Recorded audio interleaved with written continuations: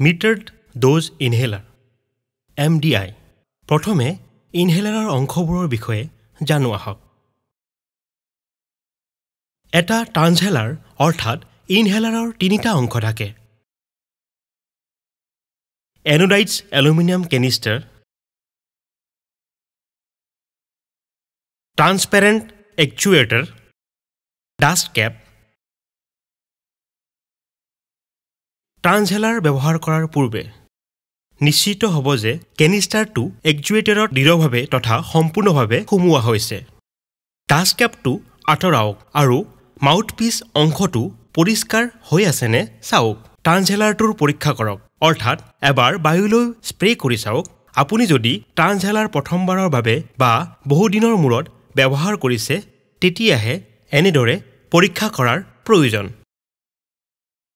প্ৰতিবাৰ ব্যৱহাৰ কৰাৰ পূৰ্বে ইনহেলাৰটো ভালদৰে 5 পৰা 10 বাৰ জোকাৰি ল'ব আপুনি মুখেৰে সম্পূৰ্ণ উশাহ এৰি দিয়ক হাওঁফাওঁৰ পৰা যিমান সম্ভৱ সিমান উশাহ উলিয়াই পঠাওক যাতে আপুনি বলপূৰ্বকভাৱে পুনৰ সৰ্বাধিক পৰিমাণৰ ঔষধ উশাহত ভিতৰলৈ টানিব পাৰে আৰু সৰ্বাধিক লাভ উঠাব পাৰে আপোনাৰ তৰ্জনী আঙুলিটো কেনষ্টাৰৰ ওপৰত ৰাখি তথা বুঢ়া আঙুলিটো একচুৱেটৰৰ তলত ৰাখি ইনহেলাৰটো উলম্ব স্থিতিত ধৰক মাউথপিচটো সম্পূৰ্ণকৈ আপোনাৰ মুখত ৰাখি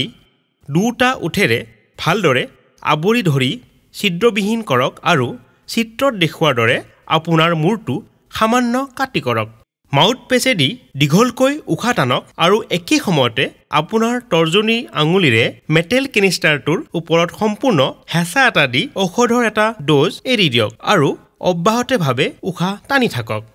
মুখৰ পৰা ইনহেলাৰটো আঁতৰাওক আৰু উশাহ এৰি নিদিয়াকৈ 10 ছেকেণ্ডৰ বাবে যিমান সময় পাৰে উশাহ ধৰি ৰাখক তাৰ পাছত নাকেৰে উশাহ এৰি দিয়ক